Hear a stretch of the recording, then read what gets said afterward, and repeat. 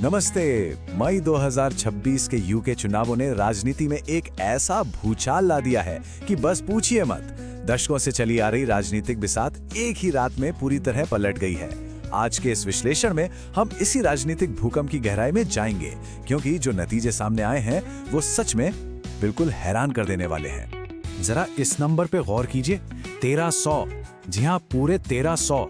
ये वो चौंकाने वाला आंकड़ा है जो सत्ताधारी लेबर पार्टी ने इंग्लैंड में रातों रात खो दिया है।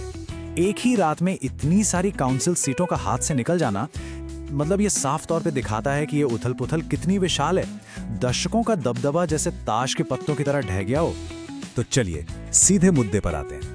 आज हम इस राजनीतिक भूकंप के अलग-अलग केंद्रों को समझेंगे। हम बात करेंगे 2026 के चुनाव की झटके की, इंग्लैंड में रिफॉर्म पार्टी की तेज लहर की, स्कॉटलैंड की नई खंडित संसद की, वेल्स में हुई ऐतिहासिक हार की, और हाँ, प्रधानमंत्री की कुर्सी पर जो संकट मंडरा रहा है उसकी भी।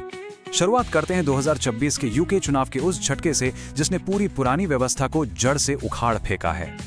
सोचिए, जुलाई 2024 के आम चुनाव में लेबर पार्टी ने एक ऐतिहासिक शानदार जीत दर्ज की थी, है ना?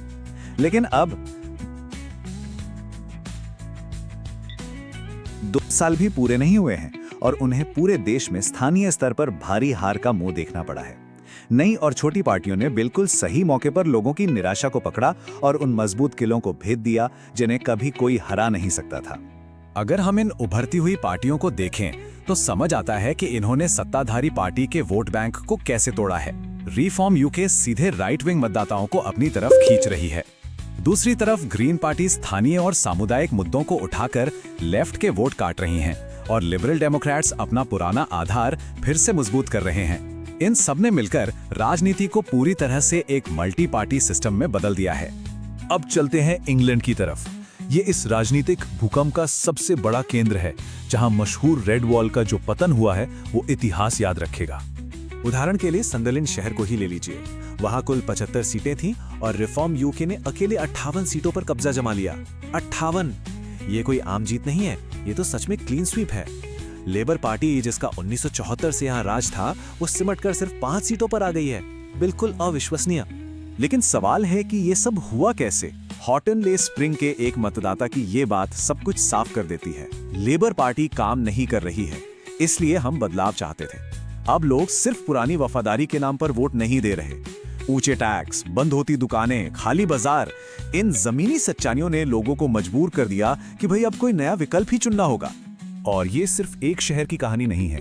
बार्नसले, गेट्सहेड, हार्टलेपूल, ये ऐसे शहर हैं जहां दशकों से चला आ रहा राजनीतिक दबदबा एक रात में खत्म हो गया। बार्नसले में तो लेबर पार्टी ने 52 साल बाद अपना नियंत्रण खोया है। उत्तरी इंग्लैंड में आधी सदी का वो मजबूत किला अब पूरी तरह से ढह चुका है। अब लोग निराश तो थे, लेकिन उन्होंने किन विकल्पों को चुना? ग्रीन पार्टी और रिफॉर्म यूके दोनों ने एकदम अलग-अलग विजन पेश किए। ग्रीन पार्टी ने कहा कि हम सामुदायिक राजनीति, पर्यावरण और अच्छी मजदूरी पर ध्यान देंगे। वहीं रिफॉर्म यूके ने सख्त इमिग्रेशन कंट्रोल, टैक्स कटौती और बिजनेस को नियमों से मुक्त करने का वादा किया। दोनों ने अपने अपने तरीके से नाराज मतदाताओं को एक बहुत ही मजबूत विकल्प दे दिया। इंग्लैंड के इस उथल-पुथल के बाद अब उत्तर की ओर, यानी स्कॉटलैंड की खंडित संसद पर नजर डालते हैं। और ये नतीजे बड़ी ही खूबी से दिखाते हैं कि 129 सीटों वाली संसद अब कितनी ज्यादा बढ़ चुकी है। जॉन स्विनी के नेतृत्व में SNP 58 सीटों के साथ सबसे बड़ी पार्टी तो है, लेकिन बहुमत का जो 65 का आंकड़ा है उससे वो चूक गए। लेबर और रिफॉर्म दोनों 17-17 पर खड़े हैं और ग्रीन्स 15 पर। किसी के पास भी स्पष्ट बहुमत नहीं है। इस पूरी तरह से बटी हुई तस्वीर का सीधा सा मतलब है कि स्कॉटलैंड में अब बिना गठबंधन के काम नहीं चलने वाला। सरकार बनाने और चलाने के लिए अब बहुत ही मुश्किल और पेचीदा बातचीत करनी होगी। कोई भी एक पार्टी अब अपनी मनमर्जी से फैसले नहीं ले सकती, सब कुछ शेयर करना पड़ेगा। अब रुख करते हैं वेल्स का, जहां की ऐतिहासिक हार ने एक पूरे सदी लंबे राजनीतिक युग का ही अंत कर दिया है। अगर हम टाइमलाइन देखें तो 1999 में वेल्स की अपनी संसद सेनेट बनी थी। 2021 तक लेबर पार्टी वहां एकदम अजेय थी। लेकिन फिर आता है 2024 का सेनेट रिफॉर्म एक्ट, जिसने पूरे खेल के नियम ही बदल डाले। और नतीजा 2026 में लेबर पार्टी के 100 साल के नियंत्रण का हमेशा के लिए अंत हो गया। ये सब इतना अचानक कैसे बदल गया? इसका कारण है एक नया voting model, closed list proportional system. इस नई प्रणाली ने गणितीय रूप से छोटी और नई पार्टियों को उभरने का बहुत बड़ा मौका दिया। सीटें भी 60 से बढ़ाकर 96 कर दी गईं, जिससे सभी को अनुपातिक हिस्सा मिला, और इसी ने इस नाटकीय बदलाव की नींव रखी। इन अनुमानित सीटों को देखिए, सच में रोंगटे खड़े कर देने वाली टक्कर है। प्लाइड कमरू और रिफॉर्म यूके के बीच वेल्स की सबसे बड़ी पार्टी बनने की रेस चल रही है। 35 और 33 सीटें। और वो लेबर पार्टी, जिसका कभी यहां राज हुआ करता था, वो खिसक कर मात्र 13 सीटों पर आ गई है। ये एक बिल्कुल ही नई राजनीतिक दुनिया है। जब देश के हर कोने से इतने बड़े बड़े क्षेत्रीय झटके मिलें तो जाहिर है राष्ट्रव्यापी स्तर पर यानी केंद्र में भी भूचाल आएगा। और यहीं से शुरू होता है प्रधानमंत्री स्टॉमर का नेतृत्व संकट। अब सबसे बड़ा सवाल जो हर किसी के दिमाग में है वो ये कि क्या प्रधानमंत्री इस राजनीतिक भूकंप को झेल पाएंगे? इतने बड़े स्तर पर सफाई के बाद क्या डाउनिंग स्ट्रीट अपनी सत्ता बचा पाएगा? चलिए देखते हैं कि आखिर बात यहां तक पहुंची कैसे। इस पतन की रफ्तार देखिए। जुलाई 2024 की वो बड़ी जीत कितनी जल्दी इतिहास बन गई। 2025 के आखिर आते आते पार्टी के अंदर ही बगावत शुरू हो गई।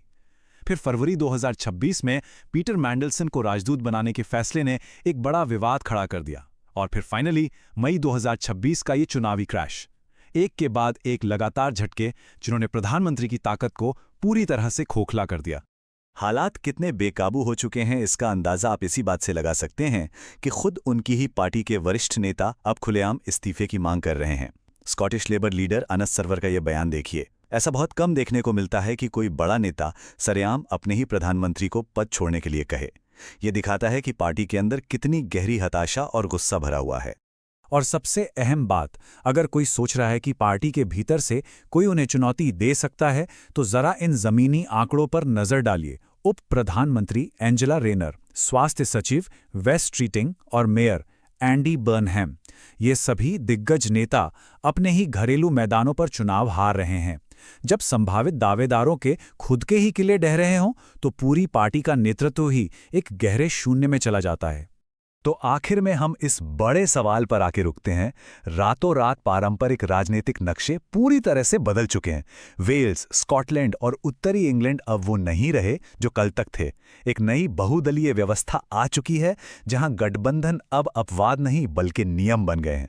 तो ये खंडित वास्तविकता यूनाइटेड किंगडम को किस दिशा में ले जाएगी? क्या पुरानी पार्टियां कभी वापसी कर पाएंगी या फिर हम एक बिल्कुल नए राजनीतिक युग की शुरुआत देख रहे हैं? जवाब जो भी हो, एक बात तो तय है, यूके की राजनीति अब कभी पहले जैसी